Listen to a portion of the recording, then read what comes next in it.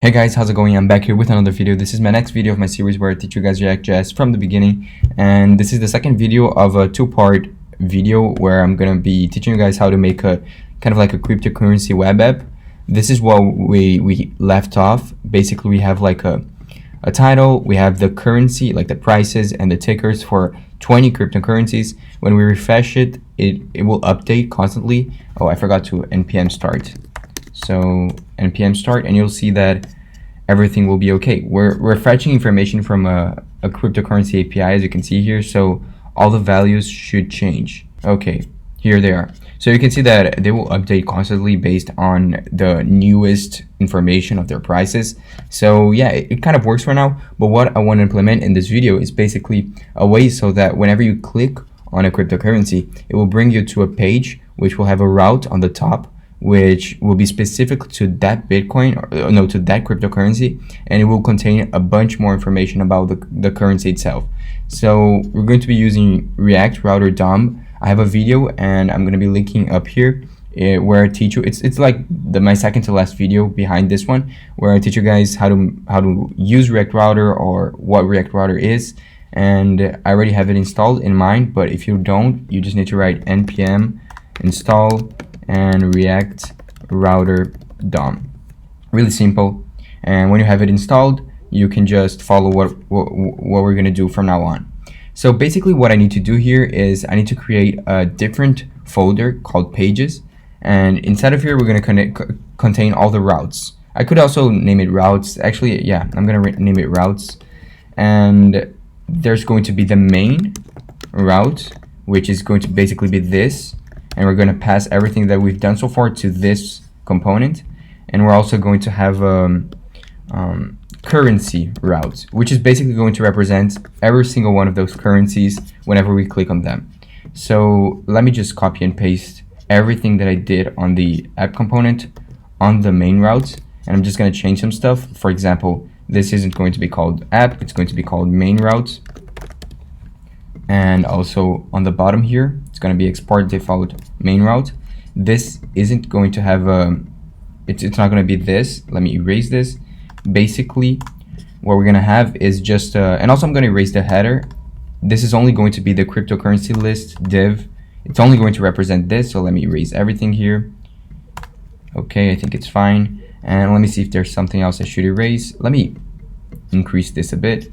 So I think this is fine, right? Yeah. Now let me go to the app and let me erase this, which is what we just put on the other part, like on the other component. And let me erase the use effect because we're not going to use it anymore, and also the state, because now we're using the states on the other component. I'm also going to remove xuse, and probably we're not going to need this.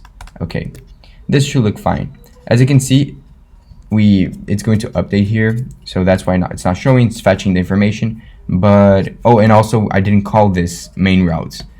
Let me also start the RFC, which means I'm going to create a functional component called currency. And basically what I'm going to do is I'm going to implement the React router onto the app.js, and whenever the page loads, or whenever I enter into this website, it would immediately render this component first. So it won't change much. I'll just try to implement the React router now. So first we need to import, and this is how we do for the React router. We import the browser router as router and route. These are the components that we want from that dependency. So we say from React router DOM, and we need to come here, and in our app we're going to let the header exist, because this is always going to be on, like, this is going to be in every single page. Actually, maybe not. I'm going to remove this and put this in the main route over here. So let me actually add a fake div. Basically, when you are in React, you can add this like empty tags, and it will enclose all your information. You need to do this because you always need to have a parent tag. So if I go to the app.js and I implement the router, then basically inside of here I can add how many routes I want. I want the first route, which is going to have a path of like the initial path, so an empty, like just a slash, and this is going to be an exact, and I'm going to render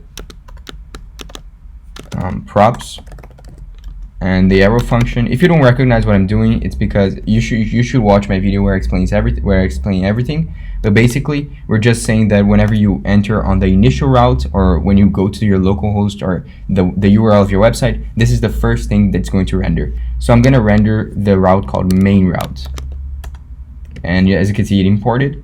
So over here, I'm saying you should render this, and let me like close the route. So let me copy this, and I'm gonna add the currency. So this is something that is important, since we want to render, like we want these components to render different information depending on the currency that you clicked. Then we need to have a way to recognize which currency you're clicking. So in React Router and in most types of routes, when you want to work with different variables or declaring something in your route, you can add a colon and whatever information you want to pass here. I want to pass the ticker, and ticker basically means the symbol, like the, you know, as Bitcoin, the ticker is BTC. Actually, I think ticker is like this. Yeah. So basically, I'm just saying that I want to pass a ticker to this route. I'm also going to add currency here and ticker. This is basically how it's going to look, right? Currency, like the URL / currency / ticker, and this is going to render a currency. Okay, this makes sense, right? So can't resolve app.css in users. Oh, because we added the app.css into the main route. However, this isn't, like, it is not literally on the same folder, so I need to go back one folder, and let me see if it works. Yeah, now it's working. So as you can see, everything looks the same. That's because I passed everything to my main route.js, which is represented by the main page. And whenever I want to change, for example, the currency, I'm gonna like write something here, changed to the currency page. And I save this, and I go here and write /currency /something, so 23, whatever number. You'll see that it will always say change to the currency page, because it now recognizes that we are looking for a currency. It doesn't know which currency we're looking for, but it knows that we are in this page. I can put like a 2 or whatever, it will always say the same, because now we're going to make the part where it differentiates for whatever currency you're writing. So in React Router, there's something called params, and I'm going to import it. So import use params from React Router DOM. Let me see if it's actually use params or use param. Yeah, use params. This basically is a hook where you can like just call for it, and it will catch whatever this number is. In our case, we called it ticker. So if we come here to over here, and before the render function, before the return, we basically write const, or let me write let ticker equal to use params. Use params, because we just copied this. What happened? Oh, I wrote user params. Okay, now this represents whatever is written over here. And how do you see this? Basically, I'm going to call for the ticker, so ticker, and you guys are going to see that whatever I write here is going to appear here. But what happened? Okay, I think I know what I'm going to do. Basically, I forgot to add the curly braces around this. When we save this, you can see that whatever is written over here will appear here. So if I write here 69 and we enter, it's going to change, as you can see. This is how we pass different information when we're trying to work with routes. And also, I just realized maybe I want to change this to symbol instead of ticker, because I know there's different names for it, but in our API, it's called symbol, so I don't want to confuse anyone. So if I go to currency, no, if I go to app.js, I want to change this to symbol. And as you can see, it will always work. But what happened? Oh, I'm gonna erase exact. Let me see. Oh, there's no ticker, so symbol. Okay, as you can see, it's still working. So what we need to do now is we will need to we need to make an API request to the API based on whatever ticker or symbol we have currently in our page. So we are going to called the use effect hook, use effect, and inside of here we're going to copy this, because this is how we make an XUse request, or we call for the API. And let's look at the API. How do we call for a specific coin? So over here, ticker, you can see that it is a request method, like a get request, and you need to pass the ID. Yeah, maybe we need to get the ID instead of the symbol itself. Let's see. Yeah, it's asking for the ID. So what I'm gonna do is I'm going to interesting. I'm gonna remove this and change this to ID instead of symbol, ID. And I'm gonna come here again and like change this to ID and this to ID, because we need to pass the ID in order to grab a specific coin, and then it will return everything from that coin, as you can see here. So in our case, let's come here and copy this URL. So this is basically the endpoint. We're gonna make a request.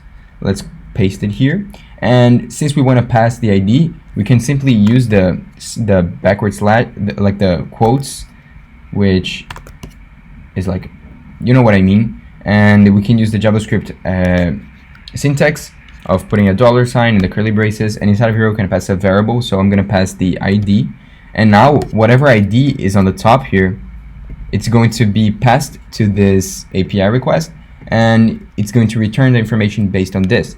Let's look at how the information is returned. Okay, it's returned as an array of one element, so it's an array of one element with all the information. So let's remove this, and let's just console.log so we can test this. We want to console log response dot data. No, wait, dot data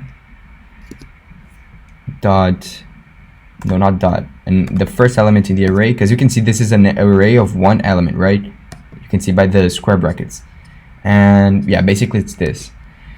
And if we come here, maybe there's an error, XUse is not defined. We didn't import the XUse, so let's come here and import XUse from XUse. Now it's gonna work. So there's no element called 69. There's no bit, like no currency called 69, I think. Actually there is.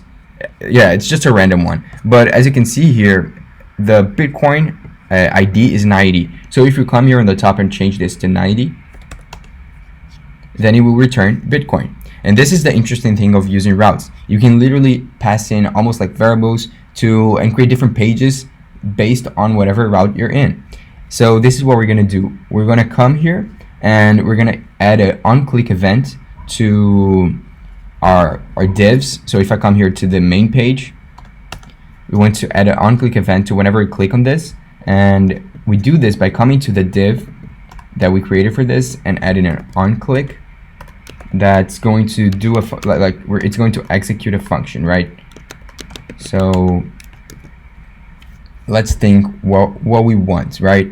So basically in React Router, there's another hook called, or another component called use history, and this is how you push for another path in your route. This is how you go to another page, another URL. So we're going to use that. We're going to import the use history, import use history from React Router DOM, and it's the same as the use params. We can just come here and write let history, or whatever name you want, equal to use history.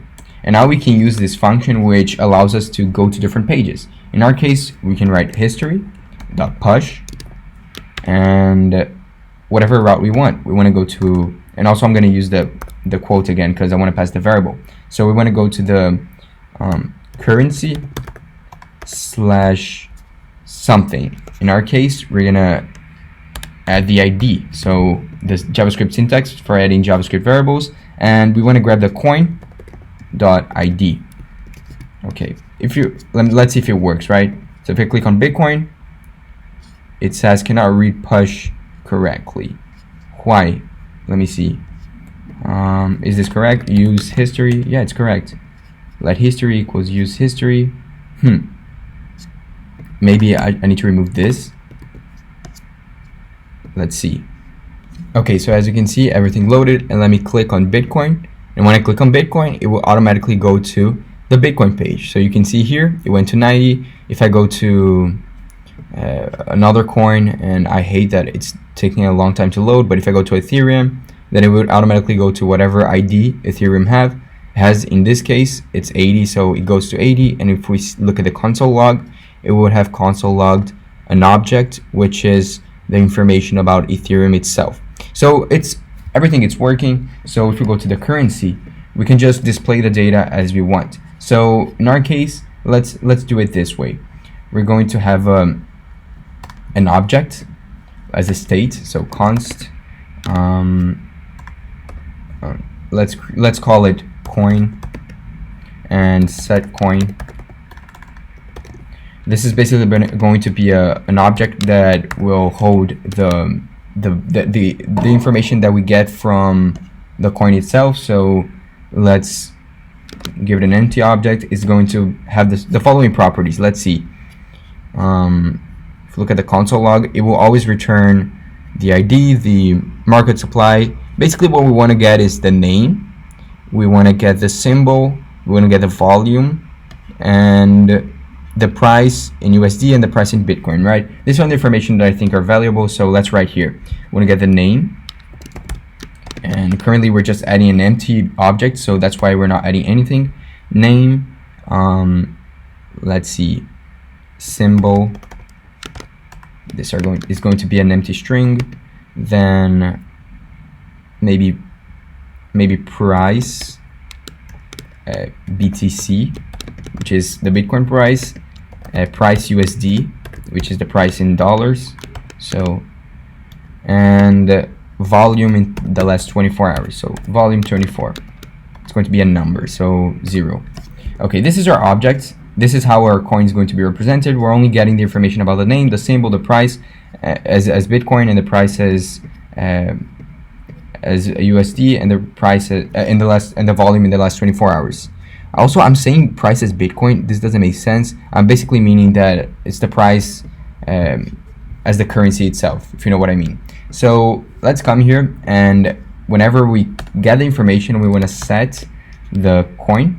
So let's set the object equal to, and we're going to copy how the object structure is. So this is the object structure, and instead of passing like empty strings, we want to pass the object itself. So let's see how the object looks.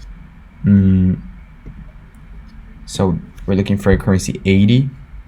Oh, we're not console logging. Let me console log first so we can just take a look. Console.log, and we had response.data and the first element, right? So let's see how it looks. Response, oh, I wrote response wrong. So let's see how it looks, and for some reason it's not showing. Oh, it showed now. So basically, let's see how it looks. It should be response.data. For the name, it's response.data.name. For the symbol, it should be response.data.symbol. Yeah, it should be exactly how I wrote it. So symbol and price / BTC and price. Oh wait, console log, no, response.data 0 price USD and volume 24. So volume 24. And now we have our object, and if we just want to display the object, we can display like whatever information we want. And as you can see, it's just fetching the API constantly. That's because we are using the use effect, but we're not setting an empty array at the end to say that we only wanted to call once. Now that we set, it's only calling once. This is a mistake that you guys should be careful for, because I remember I used to like make API requests and forget doing this, and it would just run out all the API requests I could do for the free trial, and then I would have to pay. But if we do this, it will only call once. So let's see. We're setting the object, and inside of here we want to display the information. So let's add some h1 tags, and inside of this we're going to add each information. And I'm gonna erase the console log because I don't want to see that anymore. What happened? Oh, I didn't add the information. So first we want to add the coin, dot name, and we're gonna add first name. Then let's see, I want to add a tag for each information. So symbol, and this is going to be coin.symbol. Then price, then price/BTC,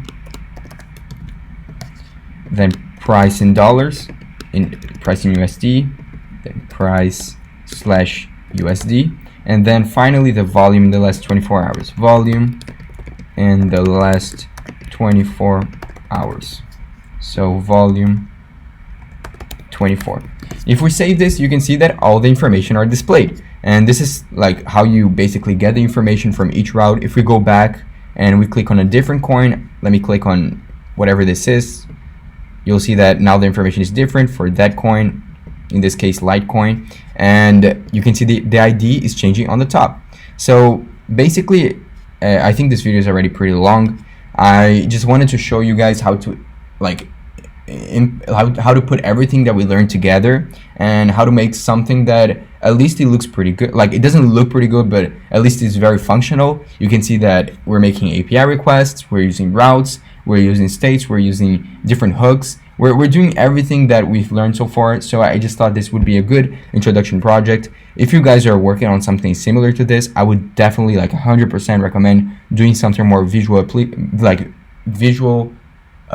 appealing. I can make more videos on CSS. I like working with CSS, for example, and making stuff look better. However, I just didn't thought that this would be, it would just take too much time to do this in this video. So I just thought that I would just show functionalities. In this case, I hope you guys learned a lot from this. This is probably the last video of this series, but I'm definitely going to continue posting videos. Just let me know down below whatever video you guys want me to do on, and I'll 100% make a video on that. So I hope you guys enjoyed it. Please leave a like if you enjoyed this series. Please comment down below if you want to see more, and I see you guys next time.